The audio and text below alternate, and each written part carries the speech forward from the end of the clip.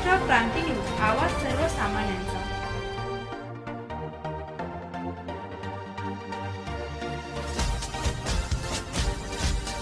Satpur police Thane हद्दीतील Satpur colony मौल्य hall या परिसरात दिनांक 29 मे 2024 रोजी मध्यरात्री 4 चाकी वाहनांची तोडफोड केल्याचा धक्कादायक प्रकार पुन्हा एकदा उघडकीस आला आहे। गेल्या हप्त्यातच अशोकनगर भागातील स्वामी समर्थ केंद्राजवळ काही समाजकंटकांकडून 4 ते 5 वाहनांची तोडफोड करत दहशत माजवण्याचा प्रकार केला होता। त्या प्रकरणात माजी सभागृह नेते दिनकर अण्णा पाटील यांनी थेट पोलीस आयुक्त व गृहमंत्री यांना भेटून तक्रार करू असे सांगितले होते। त्यानंतर सातपूर पोलिसांनी तात्काळ चौकशी करत आरोपींना देखील ताब्यात घेतले होते। कायद्याचा धाक दाखवून देखील असे तोडफोडीचे प्रकार नेहमीच होत असतात, तर मग आरोपींना गुन्हे करण्याचा धाक का उरला नाही हा देखील गहन प्रश्न या निमित्ताने उपस्थित राहत आहे।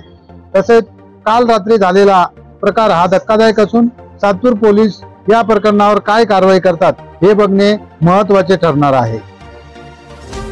अशाच नवनवीन बातम्या पाहण्यासाठी आमच्या महाराष्ट्र क्रांती न्यूज या YouTube चॅनलला लाईक करा, सबस्क्राईब करा आणि बेल आयकॉनला प्रेस करा।